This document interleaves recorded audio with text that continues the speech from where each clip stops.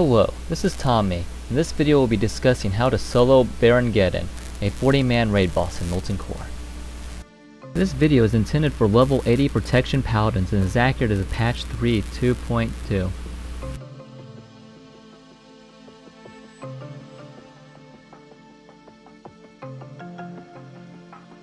Before pulling, I recommend the following buffs: Fire Resist Aura, Righteous Fury, Greater Blessing of Sanctuary, Seal of Light. And after pulling, remember to keep the following buffs up: Sacred Shield, Divine Plea. You should also be using Judgment of Light, and only swapping for Judgment of Wisdom if your mana pool is dangerously low.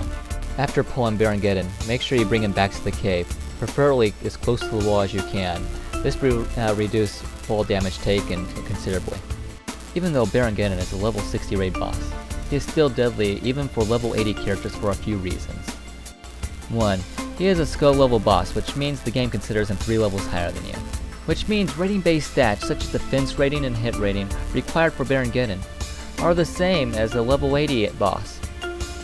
2. Even though he doesn't hit much harder than a level 60 mob, he's still very dangerous due to he has a few abilities that can deal a large amount of damage to players. First, his Living Bomb debuff. This ability he will use on you the entire fight. Once he inflicts you with the debuff, you have 10 seconds before your character shot up into the air and you take fall damage. Unlike Baron Geddon's normal damage, fall damage does scale with levels. It should also be noted that the Paladin's Argent Defender does not proc on fall damage. 3. And the other ability you have to worry about is Ignite Mana, which deals damage to players with mana pools, and will also drain their mana pools. So if you run out of mana with this debuff, you'll still take damage. So it's very important as a protection paladin to get rid of this debuff as soon as you get it. It also should be noted, classes without mana pools are immune to this effect and the damage. When fighting Baron Geddon as a protection paladin, you should not go about this as you normally tank.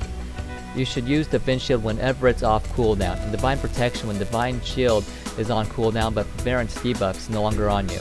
This will greatly decrease incoming damage and will also give you time to heal passively with your Seal of Light and your Judgment of Light. 30 seconds after casting Divine Shield or Divine Protection, use Avenging Wrath if it's off cooldown.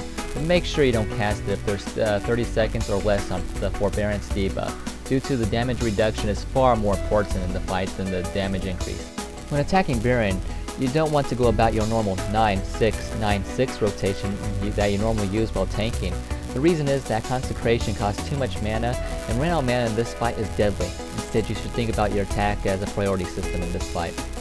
Cleanse is your highest priority attack you want to use in this fight, but you won't be using it all the time due to you only ever have to use it if you ever get the debuff Unite Mana. Judgment of Light should be the normal high priority attack you use, due to this fight is all about making sure you have enough health to survive the next fall.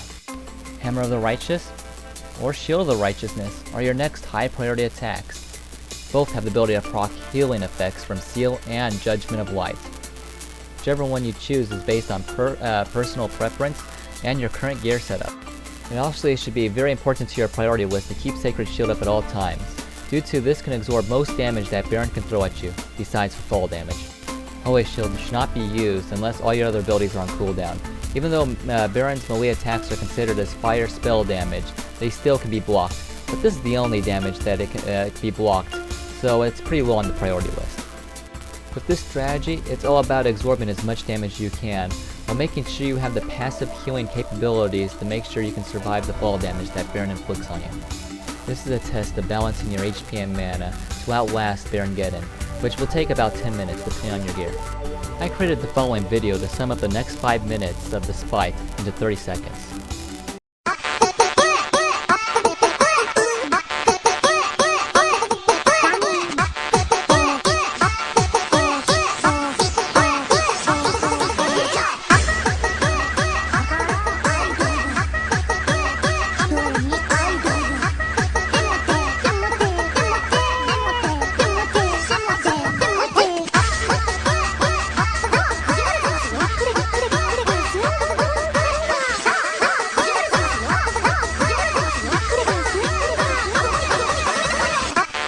Once Baron Geddon gets to 2%, you'll have to kill him within 5 seconds, otherwise he may one-shot you. During this time, it's okay to use high cost, high damage attacks such as Avenger's Shield and Consecration. Just make sure you have enough mana to cleanse yourself, and honestly watch your HP, you don't want it to drop too low.